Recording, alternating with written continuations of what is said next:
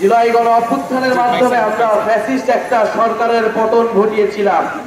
আজকে 1 বছর হতে চললো, কিন্তু আমরা খুব স্পষ্টভাবেই বলেছিলাম জুলাই গণ অভ্যুত্থান কেবল একটা সরকার পতনের আন্দোলন ছিল না। জুলাই গণ অভ্যুত্থান ছিল একটি নতুন রাষ্ট্র ব্যবস্থা কায়েমের জন্য মানুষের গণ বিস্ফোরণ, মানুষের গণ আকাঙ্ক্ষার প্রতিচ্ছবি। জুলাই গণ অভ্যুত্থানের মাধ্যমে আমরা চেয়েছিলাম এই রাষ্ট্রকে নতুন করে বিনির্মাণ করতে। এই রাষ্ট্রের আইন কানুন, এই রাষ্ট্রের বিধিবিধান, এই রাষ্ট্রের ব্যবস্থা, যেই ব্যবস্থাগুলো জনগণের পক্ষে তৈরি হয়নি, যেই ব্যবস্থা, যেই আইন, যেই সংবিধান আমাদের মধ্যে বিভাজন তৈরি করে রেখেছিল, আমাদের মানবাধিকার, আমাদের নাগরিক মর্যাদা নিশ্চিত করতে ব্যর্থ হয়েছিল, সেই রাষ্ট্রের বদল ঘটিয়ে নতুন একটা রাষ্ট্র ব্যবস্থা, নতুন একটা বাংলাদেশ আমরা প্রতিষ্ঠা করব, অক্ষত রয়েছে।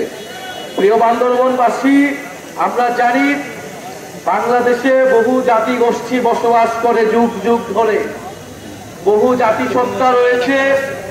আমাদের ৭১-এর মহান মুক্তিযুদ্ধের পরে ৭২ সালে যেই সংবিধান তৈরি করা হয়েছিল, সেই সংবিধানে আমরা সকল জাতিগোষ্ঠী, সকল ধর্ম, সবাইকে অন্তর্ভুক্তি করতে পারি নাই, সকলকে নাগরিক মর্যাদা দিতে পারি নাই। ফলে এই যে মুজিববাদী সংবিধান, এই সংবিধান গোড়া থেকে একটা ফ্যাসিস্ট সংবিধান ছিল, যেটা সমাজ ও রাষ্ট্রে সবসময় বিভাজন তৈরি করে রাখত। আমরা বলেছি এই যে মুজিববাদ, যেটা ফ্যাসিবাদের আদর্শ ছিল, যে এই মুজিববাদী মতাদর্শ আমাদেরকে বিভাজিত করে রেখেছে, বছরের পর বছর ধরে নানা নামে সে বিভাজন তৈরি করেছে। কখনো মুক্তিযুদ্ধ বনাম রাজাকার, কখনো বাঙালি বনাম পাহাড়ি, কখনো ইসলাম বনাম ধর্ম নিরপেক্ষতা, নানান বাইনারিতে, নানান বিভাজনে আমাদেরকে বিভাজন করে রেখেছে। গণ অভ্যুত্থানের মধ্য দিয়ে এই সকল বিভাজন দূর হয়েছে এবং এই পাহাড়ে যে সমস্যা, যে জাতিগত বিভাজন তৈরি করে রাখা হয়েছিল, আমরা মনে করি তা ইচ্ছাকৃত, তা পরিকল্পিতভাবে এর সমস্যার সমাধান করা হয়নি বছরের পর বছর ধরে।